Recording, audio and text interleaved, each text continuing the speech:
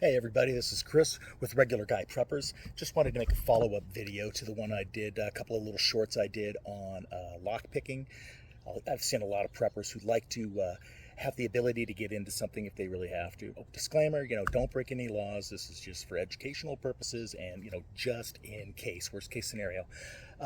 Running around with a breaker bar and a grinder and all that type of stuff to get into something that you might need in an emergency situation is usually not something everybody can do. I don't even like some of these tiny little pry bars you see some people putting in their kits. I don't know what that's going to get into.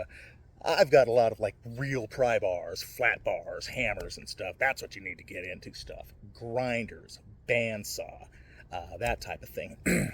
But a lockpick is not that bad. They're lightweight. You could bring it with you. You're not going to get into super badass locks or anything like that. But yeah, because you're going to want to use something that's going to be easy, quick to get into. You're not going to be going after some giant, huge, crazy dead bolts. Or some padlocks are honestly really tough to get through, like these best locks. These are pretty tough. These take some skill to get through one of these. They've got a core that can be removed and basically reset. You're not getting through that. But yeah, your average master lock, easy breezy, as you saw in one of my short videos. These gun locks or cable locks, I don't care if it's a bike lock, that's basically the same thing. There's literally only a couple of pins in here that hold anything. And so with that, I'm just going to give you a quick breakdown on what's going on here. But as you can see by this little setup I've got right here, this is like a standard kind of a door lock situation going on right here. Just a cheap one too, so this might be on like a medicine cabinet or even a lightweight gun cabinet or a lock box of some sort. But they're really pretty easy to get into sometimes. In fact, some of these are so easy you can get in here with one of these little strokers. And I'm just going to kind of show you what I'm doing here. I'm kind of hitting all of these here a little bit at a time, and you're done. Let's see if I can do that. Here's a regular. These are all trainer locks, by the way, and this is just to learn how to do stuff. You can get one of these lock pick sets right here. I've got a number of them right here, and here. Here's one of my favorites.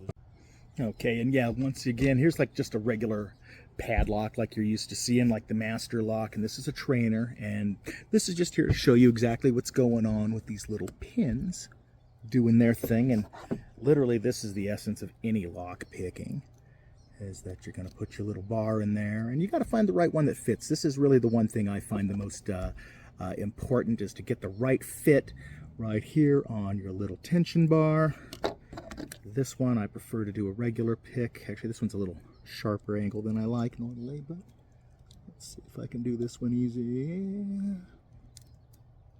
Gotta find out which ones are gonna get it to go first. Bingo! Oop, almost there. Not quite.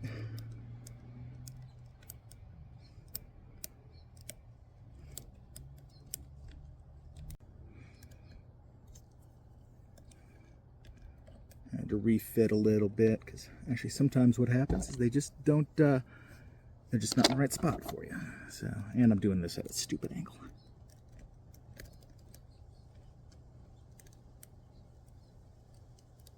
Try not to get in the way of my own video.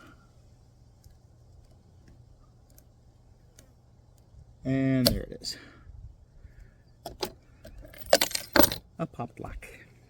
So there you go, just in case of emergency situation, it's wise to have something with you.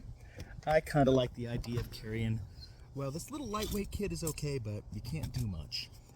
Here's a larger kit right in between. This is my favorite big kit because it's got just about everything I need in it. Plus I've got my other strokers and stuff like here for older vehicles and stuff like that. It's not going to work on anything brand new. But there you go. Let me know what you think, and I've seen other people have their various answers to such a thing. So yeah, something lightweight that can get you into someplace in an emergency, I think is a great idea. You can keep them cheap. You can find these things at Amazon or a number of other little places. And once again, don't do it in all states. or just be aware you cannot buy lockpicks in some states. It is illegal, and I'll be right back actually with a list of those. Yeah, and really quick, let me see. Legal in most states, but not in Mississippi, Tennessee, Illinois, Nevada, or Ohio. So don't order yourself some lockpicks if you're from there. And that's really about it for today. I'm going to try to come up with more low-cost, easy peasy stuff. I mean, it's regular guy preppers. I'm not here for no Gucci bag. I'm not going to be trying to recommend anything. It's like, oh, here's a $300 knife.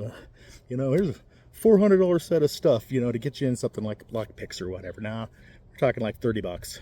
Something $19.95, regular guy stuff. I don't have a channel that's making $1 million right now. So, well, we'll see what happens. Talk to me in a year or two if this thing blows up.